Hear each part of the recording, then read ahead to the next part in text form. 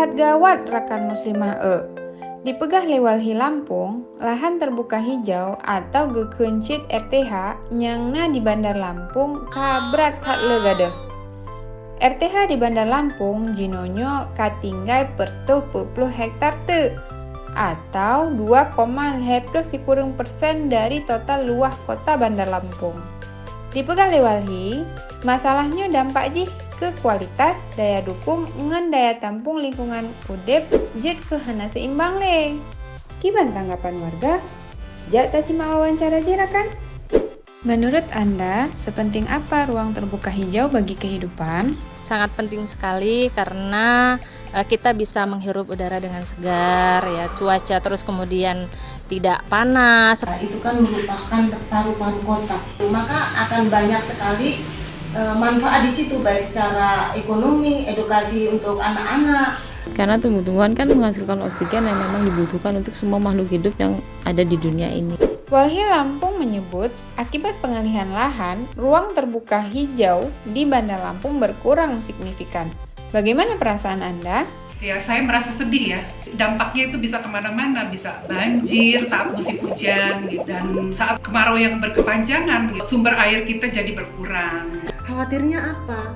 Dampak daripada berkurangnya ini 5 atau 10 tahun yang akan datang, baik bagi kesehatan maupun bagi kesehatan mental anak-anak, kesehatan fisik dan mentalnya.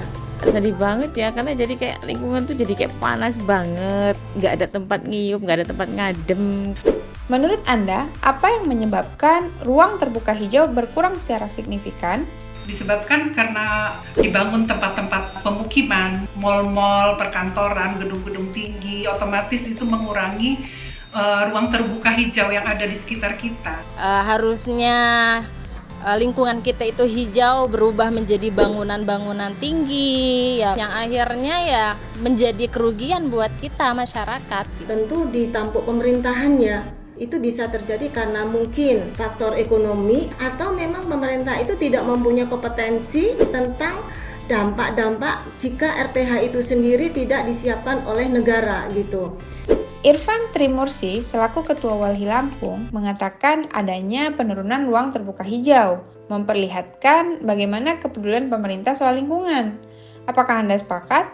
Mengapa? Tidak sepakat ya, sebab kalau dengan berkurangnya ruang terbuka hijau itu berarti pemerintah kurang peduli terhadap lingkungan. Berbanding terbalik ya, justru semakin menimbulkan banyak bencana gitu bagi masyarakat.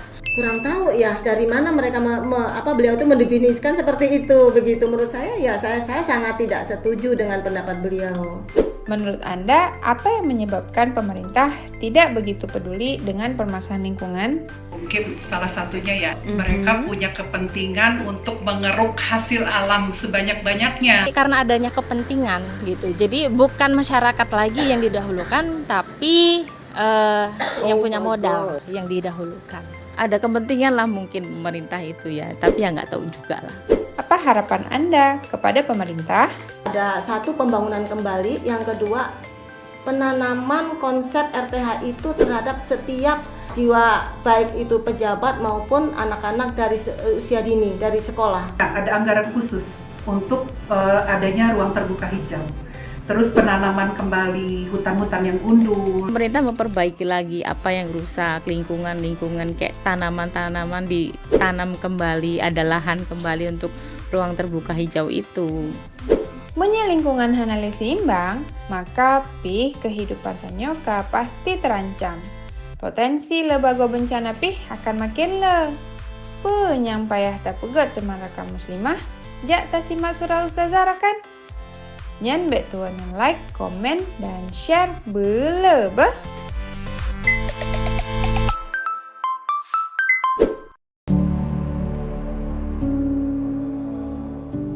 Dari tahun ke tahun, ruang terbuka hijau di kota-kota semakin menurun. Kota Bandar Lampung misalnya, menurut data Walhi, ruang terbuka hijau di Kota Bandar Lampung hanya tinggal sekitar 440 hektar atau setara dengan 2,39% saja dari luas total Kota Bandar Lampung. Padahal menurut Undang-Undang Nomor 26 Tahun 2007, RTH ruang terbuka hijau itu minimal adalah 30% dari total luas kota. Semakin berkurangnya ruang terbuka hijau yang ada di kota ini, tidak bisa kita lepaskan dari kebijakan pemerintah kota yang cenderung permisif, bahkan agresif untuk menarik para investor membangun di lahan-lahan yang seharusnya tidak diperuntukkan untuk itu. Sehingga kita bisa lihat pembangunan yang ada di kota-kota saat ini cenderung bersifat business driven atau disetir oleh kepentingan bisnis atau ekonomi, bukan didrive oleh kepentingan rakyat banyak. Mengapa demikian? Karena ukuran keberhasilan pembangunan kita masih didominasi dengan ukuran-ukuran ekonomi, yaitu pertumbuhan ekonomi. Selain itu, pemerintah kota juga perlu mengejar pendapatan asli daerah untuk membiayai pembangunan di kotanya. Demi mengejar pertumbuhan ekonomi dan pendapatan asli daerah ini, seringkali aturan-aturan itu dilanggar. Tata ruang bisa diatur dengan tata uang. Pertumbuhan ekonomi itu kan membutuhkan sumber-sumber pendorong. Investasi inilah yang menjadi sumber pendorongnya. Dengan investasi dibuka bentuk-bentuk usaha yang menyerap tenaga kerja, menghasilkan barang dan jasa yang bisa dipasarkan dan kemudian memberikan keuntungan secara ekonomi. Namun hal ini akan memberikan dampak negatif jika sampai menghalalkan segala cara demi investasi, termasuk merubah tata ruang yang tadinya sebagai RTH, ruang terbuka hijau, diubah menjadi bangunan yang lebih bernilai secara ekonomi. Sehingga apa yang terjadi? Rakyat kebanyakan yang akan mendapatkan musibahnya. Banjir di mana-mana, genangan air yang tidak lekas surut, suhu yang semakin panas. Itu terjadi di hampir semua kota saat ini. Siapa yang paling merasakan dampak-dampak negatif itu? Ya rakyat miskin dan rentan miskin. Kenapa? Mereka tidak mampu membangun rumah yang bagus, yang tinggi, sehingga rumahnya atau lingkungannya mudah untuk tergenang air misalnya. Kemudian mereka kepanasan karena suhu meningkat. Kalau orang mampu, orang kaya tinggal beli AC. Dia akan mudah untuk membeli fasilitas-fasilitas yang menunjang hidup lebih baik dan nyaman. Tapi kelompok miskin dan rentan miskin kan tidak mampu untuk itu. Disinilah kita lihat ketidakadilan yang terjadi akibat pembangunan yang cenderung bercorak kapitalistik. Ada segelintir orang yang diuntungkan dan ada banyak yang lain yang dikorbankan. Yang dikorbankan juga tidak hanya manusia, tapi juga makhluk hidup lain seperti hewan dan tumbuhan. Mereka kehilangan habitatnya karena hutan kota itu ditebang. Dibangun mal-mal, hotel, dan sebagainya yang memberi keuntungan ekonomi lebih besar. Ini berbeda sekali dengan konsep pengaturan dalam Islam. Islam datang sebagai rahmat bagi seluruh alam, rahmatan lil alamin. Orientasi pembangunan dalam Islam adalah menjadi rahmat bagi seluruh alam. Tidak hanya bagi manusia, tapi bagi tumbuhan, bagi hewan, bagi tanah, tempat tumbuhnya tanaman-tanaman, kemudian bagi udara yang kita hirup, itu semua diperhatikan. Orientasi pembangunan bukan hanya untuk mengejar pertumbuhan ekonomi, tetapi ketimpangan melebar. Bukan pula untuk mengejar pendapatan asli daerah, karena kebijakan fiskal di dalam Islam itu diatur oleh pemerintah pusat.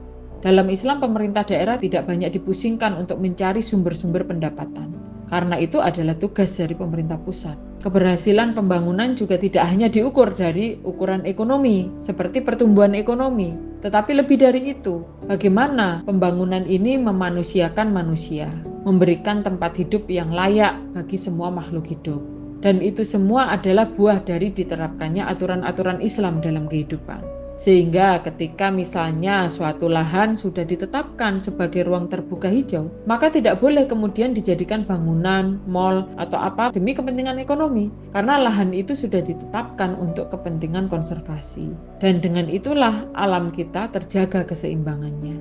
Tidak terjadi banjir, suhu udara sejuk, dan kualitas udara layak dihirup oleh semua makhluk. Penguasa dalam sistem Islam itu juga memiliki ketaatan yang tinggi terhadap aturan yang sudah ditetapkan, baik yang ditetapkan oleh syara ataupun aturan yang mereka tetapkan sendiri atas pertimbangan-pertimbangan keilmuan atau teknokratis. Pemerintah dalam sistem Islam juga punya ketakutan yang tinggi jika sampai melanggar syara. Mekanisme hukum dalam Islam juga ketat menindak pelanggaran, sehingga peluang-peluang korupsi itu tertutup. Dari sini kita bisa melihat begitu kontras arah pembangunan kapitalistik hari ini dengan arah pembangunan dalam Islam. Sudah seharusnya kita sebagai kaum muslimin kembali pada aturan Islam yang memberikan rahmat bagi seluruh alam.